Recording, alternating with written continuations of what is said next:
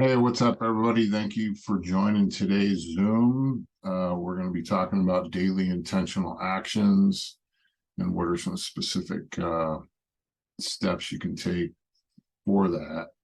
Forgot to record the intro for this Zoom, so I'm recording it afterwards. So I hope you enjoy.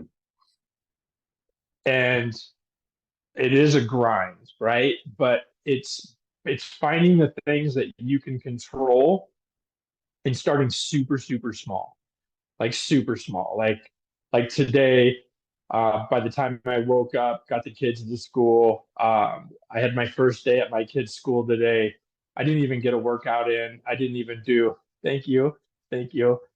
I didn't even get, I did the cold shower, right? So I do some basic ones. You hear me talk about them all the time, and there's a lot of science behind it because dopamine, like it's a real release that makes you feel better. And some people choose illegal activities to find it, and it happens for a short amount of time. But there are some natural ways to do it. And to me, it's hippie woo woo stuff that I never ever thought was real, but it is. So, grounding myself every morning, like even going outside sometimes and standing outside for 3 minutes, like I'll walk around the house for an hour and a half looking out the window because I don't want to do it. Right? That's real. But I do it now. And the cold shower thing. There's a lot of people that I have had this conversation with that now do the cold shower. I got a buddy, Steve. He's already been through two cold plunges. He blew out one of his blow up cold plunges already, and he's doing those.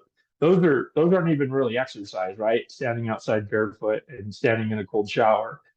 Um, but those daily intentional actions of me actually doing it have, I always talk about the program that I'm a part of, but there's a step in one of the programs I'm in. It's the last step of it's helping the newcomer, right? So you're going to hear from Frank, who's going to share his story.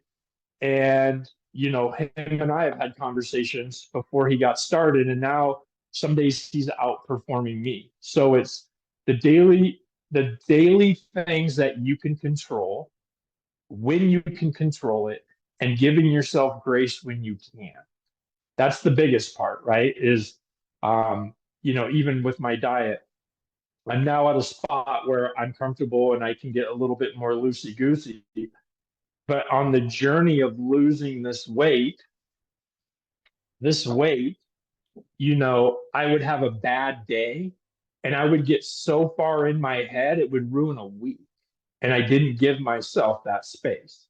So picking little things, writing down a list, like not just thinking about it or I'm gonna or try to get motivated for a hot minute, but just writing down a few things that you can control. So grounding, cold shower, cold exposure of some kind, and then I have 100 push-up rule a day. And those are just little. And then the rest is all kind of extra credit now. So Thank you. yeah. Hey, Frank, the same question goes to you. Can you unmute yourself? Hi, everybody. For There you those go. of you, for those of you that don't know me, I'm Frank Baines. My wife and I have been drinking and sharing ketones for just over 3 years this month. Um, and when I first started, I wanted to change everything all at once. Like most people want to, when they start a new journey, they just want to change everything all at one time. I highly recommend taking small little steps at a time because it literally will deter you from making those changes when you try to change everything at one time. Um, so uh, it took me about 2 years into our ketone journey to actually start physically working out and sticking to that regimen. I've missed one workout in just over a year, and it was because I ruptured I have an old injury. It's an umbilical hernia. Doing some sit-ups or doing something, I don't know what it was, but it messed that up a little bit. So I missed one day just to give myself a rest from that. Other than that, I have not missed a day of working out. If I do miss a day or want to miss a day, I feel like crap. So I just go do it anyway, whether I just go do a couple things or not. Trust me when I say that whether you want to or not, by going and doing just even 10 minutes, 15 minutes of some kind of physical exercise, whether you go walk on a treadmill, whether you go lift a dumbbell a few times, you literally will thank yourself for that. It's really all about a mindset. And when you want to change, you will change. We had a Zoom a few months ago with Nick Martinez and his sister, and it was all about doing an innate statement. I've done one before and never really followed it. And then we went to more back in June. Listening to Joseph McClendon, I wrote down an innate statement, and I've missed only very few of those since June of writing that down. We did a whole new one that I've been saying every day that we did with the Martinez and his sister. And I recommend anybody and everybody do an innate statement. And if you need the link to that Zoom, we can get that for you. It is a game changer. It seems weird. It seems kind of funny. My boys, we have 4 boys. They'll stand here and they'll watch me say it to myself in the mirror, and they'll laugh at me. And they're like, "Dad, why do you do that? Dad, why are you talking to yourself?" And I'm like, I don't know how to explain it, but it makes you feel better. It really makes you feel better because you're telling yourself these positive things that you are, instead of getting in your head all these negative thoughts and stuff, because we have like 86,000 thoughts a day and 90% of them are negative. So if you start out with positivity in your day, it really helps out. I also start my day with a prayer. I'm not saying he has to start their day with a prayer. I believe in Jesus. I believe in God, which believing in God took me a long time to do, and saying prayers actually might fit that a little bit more, because to me, as a little explanation for this, to me, God was never really a thing, because nobody could explain to me who or what that was or is or anything. Now that I've been praying at least once a day, I feel it. It's not a somebody, it's a something. It's an energy. I don't really know how to explain it. And I'm not saying that that's what you have to do. That's something that I do to start my day. It's another positive thing in my repertoire that I like to do. And like I said, I go and work out every single morning. It's a great way to start your day that way also. And I know a lot of you follow me and see my reels and videos and stuff, and I do meditate at least 1 minute every day. And it's just to literally, I don't really like try to use meditation to change my whole mindset or anything like that. I just use it as kind of a reset, clear my mind, and just let no thoughts run through your head. It's kind of part of the whole positivity thing. Like I said, you have like 80-some thousand thoughts that run through your head a day, and 90% of them are negative. So if you can cut out the majority of those negative thoughts and help change when you feel those negative thoughts coming through, if you can help change them by doing some of these little things like an innate statement, like I like to pray every day and meditate, you'll start to realize when those negative thoughts come through, and you can actually kind of help control those negative thoughts and turn them positive. And if I can go just a little bit more on this, there's a couple books out there that have really helped me get into a routine of this. And one of them is by James Clear. It's Atomic Habits. It teaches you how to do small, little, tiny things to create a larger habit over time. Like I said before, you don't want to necessarily like try to change so many things at one time, because it will deter you from doing any kind of life change at all. You just want those small little wins every single day, and trust me, they add up to humongous wins in the end. I never thought in a million years that I would be the one to work out like I do now, and I can't miss them. The other one that got me into the meditating part is a book by Dr. Joe Dispenza. It's called Breaking the Habit of Being Yourself. I highly recommend these two books. They kind of, for me, they've coincided, because the meditation part, yeah, you got to get through the mumbo jumbo of all the doctory stuff in the first few chapters of Breaking the Habit of Being Yourself. But once you get into that, he breaks down meditation for you and how it can work for you, and the different steps and the different ways you can use that. And Atomic Habits talks about doing things for a short period of time to get you into the correct mindset, or the right mindset, of doing these habits every single day. And like I said, these two books have just absolutely helped me in my daily intentional actions. So that's what I got so far. I have a question for both of you. It's kind of a two-part question. How important is it for both of you to have a person or a group of people, a community, to hold you accountable and keep you in check and keep your mindset in check? And, in doing that,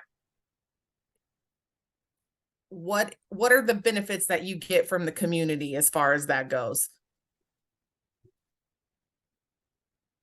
Ready? Want me to go Justin, first? go. Okay. Well, I am a firm believer in community. I, for years, tried to do a lot by myself, and I've done the innate statements. I believe in the innate statements. I don't currently do one every day, but there's another side to that I kind of apply. It's the same thing. Is like when I worked undercover, there's something called a cover legend, right? It's who are you? And then, you can tell yourself in the mirror that all day long. But the other thing Frank has is men and people in his life that he talks to that are reinforcing that as well, right? Third party validation outside of yourself. And it's like the spiritual piggy bank, right? I, can be feeling great for a month and a half, sticking to my guns. During that time, connecting with other people who are on the same journey, helping people on that journey. And then when life gets lifey, those deposits that I put in with other people come back like tenfold. Like I could get absolutely emotional because it's currently happening in my life right now. And it comes from the most craziest sources, right? The one person that you tapped on the shoulder and that you believed in for a quick minute when you thought it was just a 5-minute conversation they weren't paying attention to. When you're sitting on the couch having one of those days, you get a text message from that person and they pour into you, and you come to find out that they have wisdom and life experience in the things that you're struggling in.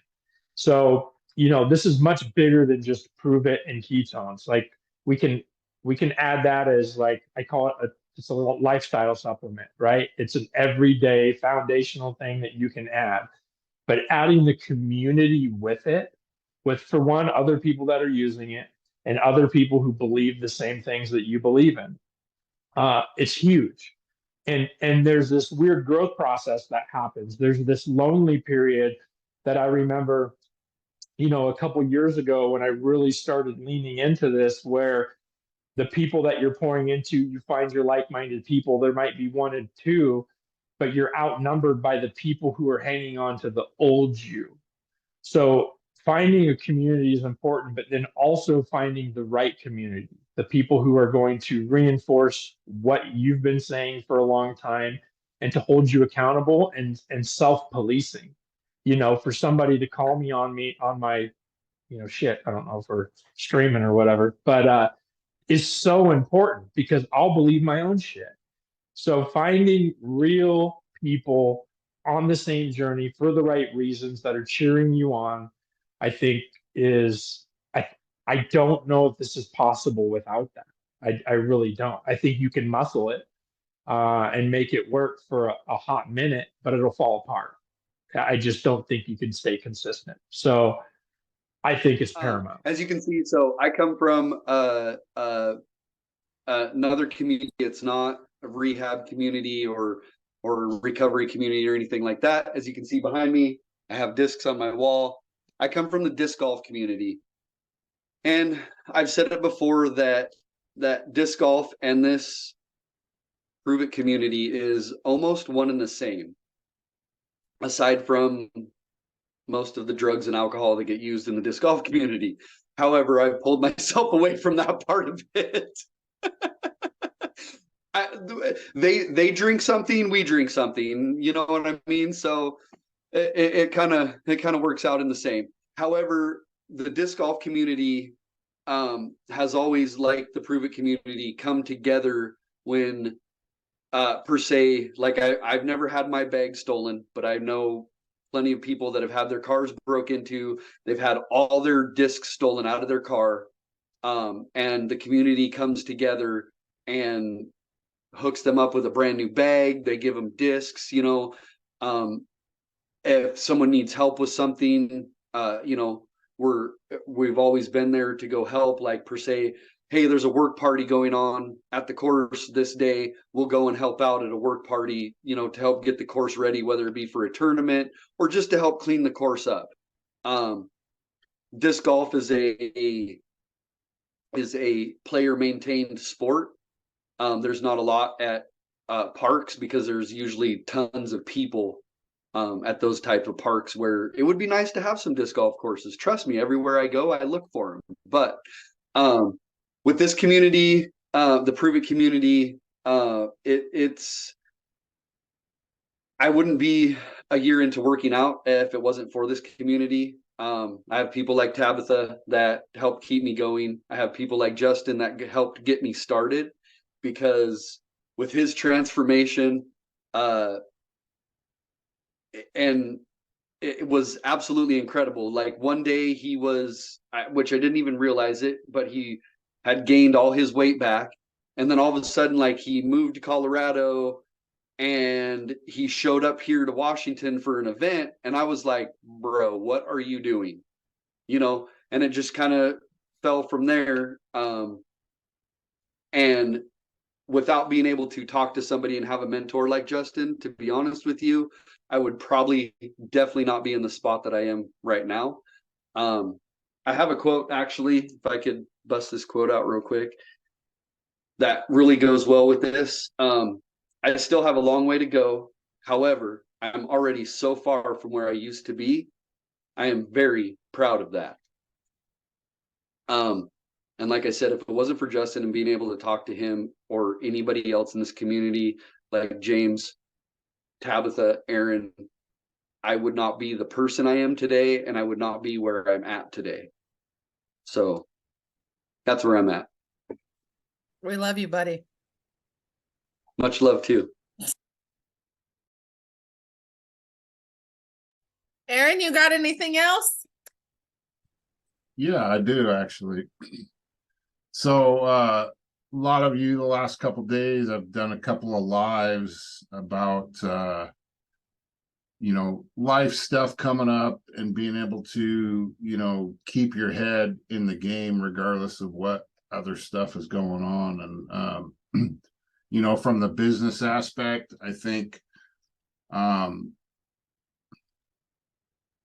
regardless of what's going on, I myself have to stay in the game, and I have to do extra stuff to keep my mind right. And whether that's, talk to other people in the community, and not necessarily get validation, but just for them to call you on your shit. I remember the other day I was pissed off about something, and I messaged Tabitha, and she says, "You know what to do." And I'm always doing that to her. So, it's the importance of somebody, whether it's, whoever. I don't know. I just you can know all the ins and out of this business, but if your mindset is not in the right place, it's not going to matter. So that's the whole purpose of us trying to do these Zooms, is to help everybody in the community keep on the right path. And regardless of what you're going through, there's ways to pull yourself out of that so you can stay focused. And I'm grateful for it. It kind of gives me purpose on a Monday night when I would probably just be sitting home doing nothing. So, I appreciate you all. And Justin or Frank, you got any final last words? Or your last meal, I should say? Yeah. I mean, it just kind of goes, I will say this now at my point in my business. Like we hear it, I've heard it for years, and this might come on deaf ears for some of you. You might not be there yet. Maybe this will click. But the personal development with the compensation plan, I know that sounds like schmarmy, but it is so true, because when you get yourself, like, I'm more okay with who I am and what I'm doing in my own truth, that when I go out to my kids' school, to the Denver Rescue Mission, down to a coffee shop, and I get to shine my light. Remember, this is community-based marketing, okay? It takes community. You can muscle your way to certain ranks and do whatever, but you go back and look at the people when they were successful, what were they doing? Their schedule was full of giving themselves to other people. They were going places, they were doing things, they were doing events, they were shining their light on what they knew, nothing more. There's nothing more. So the more you get like the beginning of this Zoom down, then you can pivot and start helping the new person, whatever that is. If it's somebody who, I mean, there's somebody, I thought I saw him on here. I'm not going to say his name, but there's a few people where our conversations for months had nothing to do with Prove It, had zero to do with Prove It. It had to do with just getting back on their feet and being there for them. Because what I do when it get all saucy is I isolate. I don't make the calls. I don't communicate with other people. And we don't always have that either. But when you have that energy, whether it's a half an hour in the day where you're like, bam, like, I feel good, I'm going to do this, that, and the other, do it. Do it then. Like, because that might be all you have for the next couple of days. I don't know. But the synergy part, right? Energy with energy is synergy. And to me, that's way more powerful. If this business is what you want, you have to do it in person. You can do it online, but I think I don't, that can be a part of it. That's like my safety net, right? Like when I meet brand new people in real life, I add them to my social media, and then I run my social media at the pace that I feel comfortable with now. It looks crazy, but I'm not as busy as it looks. I use that as leverage. I use it to reach more people. But meeting people in real life and helping the person you used to be. It doesn't need to be drastic. It doesn't need to be crazy, but whatever it is, it could be, personal issues, relationship issues, weight loss issues, mental health issues, whatever. But being able to help another person, because community-based marketing, this isn't about you need to sign up 10 people a month. You help the one right person who tells their sister, who tells their best friend who used to sell makeup and was looking for a new horse to ride. That's community-based marketing. It's not sales. And If you get out of your head business wise with that and continue to work on yourself, hold yourself accountable with really, really, really good people, this Zoom right now, I think everybody in here would be considered in my team. Like, I couldn't be here without you. And sometimes we're too busy looking up to what does everybody do and who's going to do what? Where's everything at? You got to pivot. You got to help new people because that's where your business is going to be. That's where the income is going to be. And that's where the future is going to be. That's it. Mic drop. I think that's a perfect spot to end, Frank, unless you got something that you wanted to add. The only thing not much to add after all that. That was total fire right there. The only thing I could add is being in this business for just over 3 years now. We got told by somebody that there was a bunch of people in this community, not necessarily this community, but in the business part of it, that didn't think that we would be around for this long. There's another book that I listened to, and I've listened to it quite a few times. It's called 3 Feet from Gold.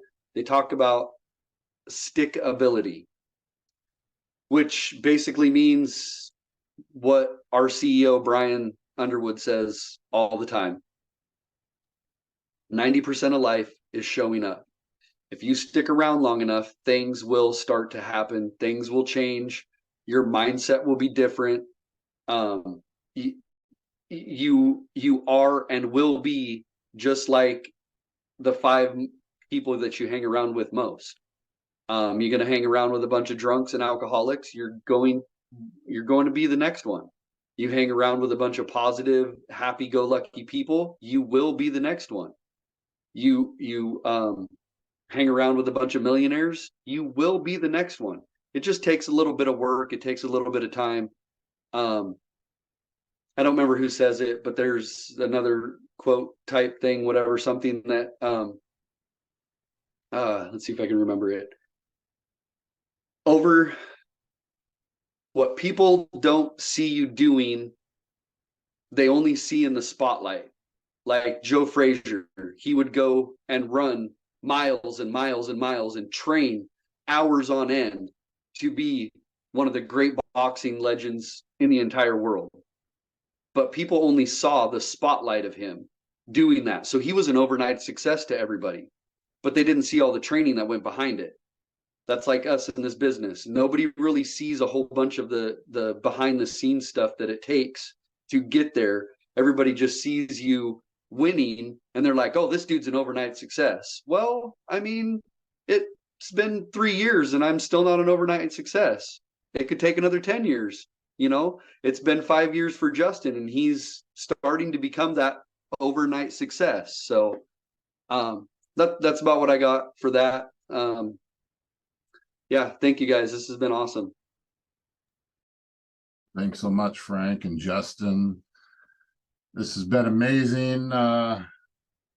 We will don't know what our next week's guest speaker will be yet, but hope you join us every Monday at 6 p.m. Pacific Standard Time, and hope you all have a great night. Thanks, everybody.